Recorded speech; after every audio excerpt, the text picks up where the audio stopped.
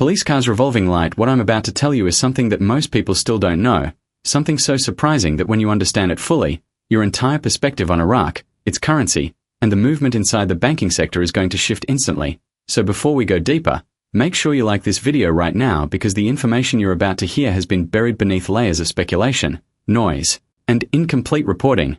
Yet today we are unpacking what Frank26 claims is happening live within Iraq's monetary system, and why many analysts believe that 2025 is no longer just a hopeful year. It may actually be the year where Iraq's long-planned currency switch, digital transformation, and economic restructuring finally converge into real-world activation that can be seen, measured, and tracked through banking signals and government actions. According to the current narrative circulating within the global dinar community, including insights highlighted by Frank26, parts of Iraq's internal monetary architecture are no longer in the planning phase but have shifted into what insiders call the live testing stage, where systems run parallel to the existing framework to ensure stability before the full transition takes effect. And what makes this so important is that Iraq has been preparing for years to align its currency with international standards, secure its financial pathways, and build a digital-ready economy capable of supporting cross-border settlements, electronic banking, and exchange rate optimization. Remember, Iraq cannot step into the global market with outdated banking tools, and as we've seen in the past 2 years, the government has aggressively pushed reforms in tax collection, financial auditing, digital point-of-sale requirements, and the separation of the official dinar rate from market manipulation. These reforms are not random. They are part of a synchronized roadmap aligned with IMF guidelines, World Bank recommendations, and Iraq's own desire to stabilize its economic identity after decades of dependency, conflict, and currency distortion. Now, what Frank26 is pointing out is that the banking updates recently observed, such as banks receiving new internal instructions, accounts being reclassified, transaction pathways being adjusted, and digital migration expanding into more provinces, are reflections of a deeper system that has already been switched on behind the scenes. And while no one can claim an official rate change has occurred, what we can observe are the early indicators of systemic activation: increased transparency from a CBI, rising liquidity controls, stricter dollar pathways, regional coordination with the GCC, and the rapid rollout of financial technology that would not make sense unless Iraq was preparing for something much larger than routine administrative reform. All of this means that Iraq is setting the stage for 2025 not as a year of speculation but as a year where structural readiness meets global visibility. So if you're watching this right now, hit the subscribe button and stay with me until the end, because we're about to break down how these signals connect to the possibility of Iraq positioning its dinar for an enhanced role in regional and global markets, and how this could shape what many believe to be one of the biggest financial storylines heading into 2025 when we talk about Iraq's currency switch being live.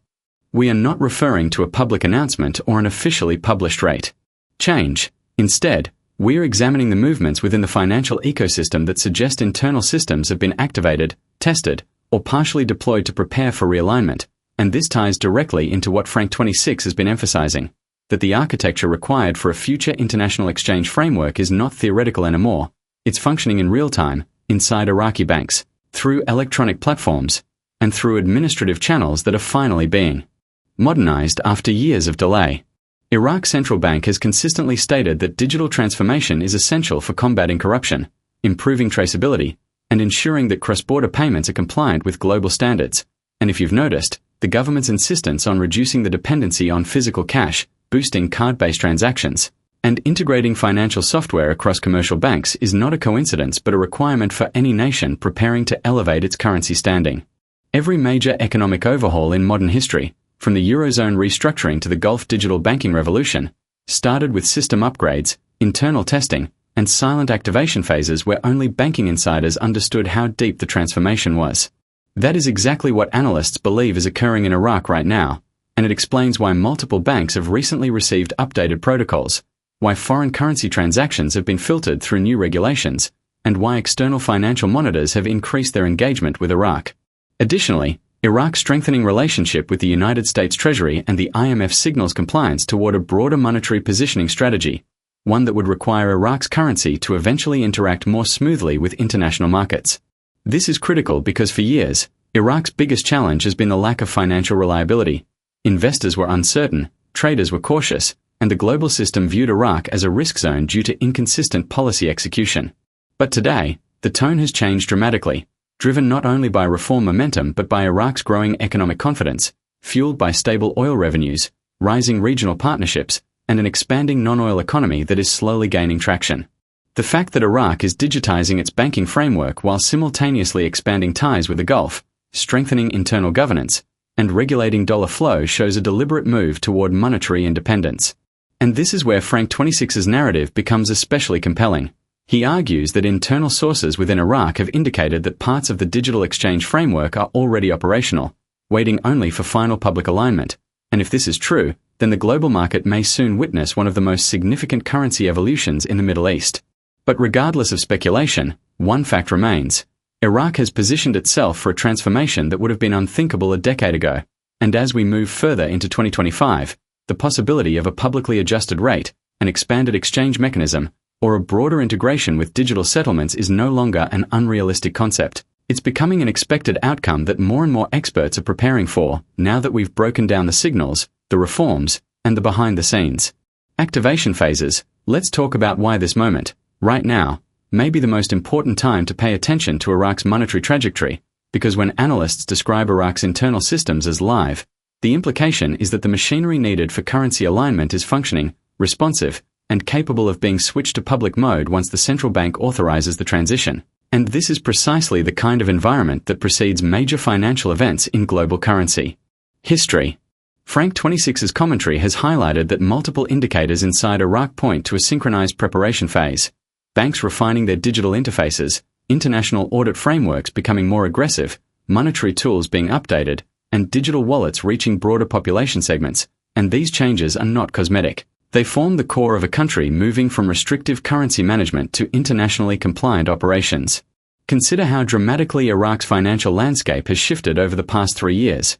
National ID integration, biometric banking expansion, merchant-level digital requirements, anti-corruption crackdowns, dollar outflow restrictions, and the expansion of the dinar-denominated ecosystem. These actions reflect a government coordinating its monetary future, not reacting to crises, and that is what sets this period apart from previous cycles of speculation. Furthermore, Iraq's regional influence has increased, not through political announcements but through economic positioning, energy partnerships with the GCC, infrastructure integration with neighboring states, and digital collaboration with financial institutions that require long-term stability. This alone suggests that Iraq cannot afford to maintain an outdated rate system indefinitely because global partners demand transparency, efficiency, and currency clarity. As 2025 approaches, the convergence of technological readiness, economic confidence, and international oversight places Iraq in a strategic position to implement meaningful monetary adjustments that align with its evolving identity as a rebuilding but capable nation. And it's important to understand that major financial transitions rarely happen all at once. They appear first as signals, internal updates, policy enforcement, system testing, and strict regulatory alignment, exactly what we are seeing today. Frank26's message emphasizes that Iraq is no longer preparing to prepare, it is executing. Whether the final public rate change happens early, mid, or late 2025 is secondary to the reality that the foundational structures are already here, functioning, and shaping Iraq's next chapter. And if you've made it to this point in the video, then you're already ahead of millions who are unaware that these developments are even happening. So make sure you stay connected, stay informed, and never miss a single update because the next 6 to 12 months could reshape how the world views the Iraqi dinar, its global role, and its potential future value.